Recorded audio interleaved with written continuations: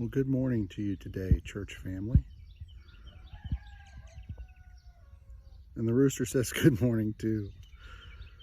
I want to talk to you today about fear and courage. You know, fear can be crippling. Fear is in all of us in some form. Fear is a part of life, and we have to deal with fear, or fear will certainly deal with us. And the good thing about fear is that it gives the opportunity for courage to blossom like a flower. If courage is a flower, then it's planted in a pot called fear. Because without fear, courage cannot exist. And today, church, we need to learn to be more confident and more courageous, because we're living in a time of great fear. You know, my assurance and my confidence is based on God's comments about me and towards me. He said to me in Hebrews 13:6, "The Lord is my helper. I will not be afraid. What can mere mortals do to me?" I actually prefer this version. The Lord is Randy's helper. Randy will not be afraid. What can mere mortals do to Randy? And that is how I read it. My confidence is built on God's say-so, because God says, "I will never leave you, Randy."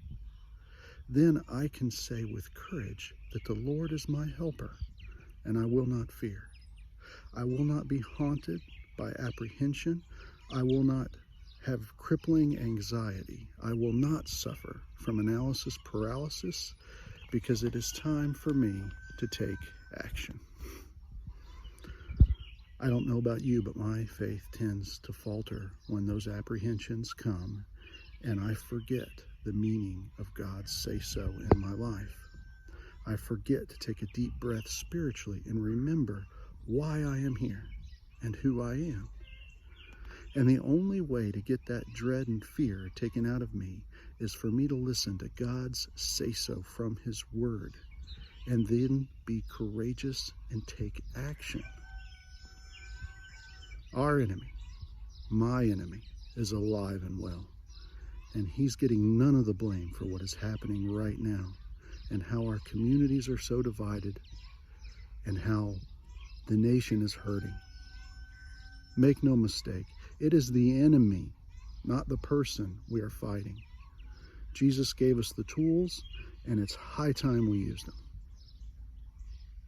What are you fearing right now? Church? The pandemic? Violence?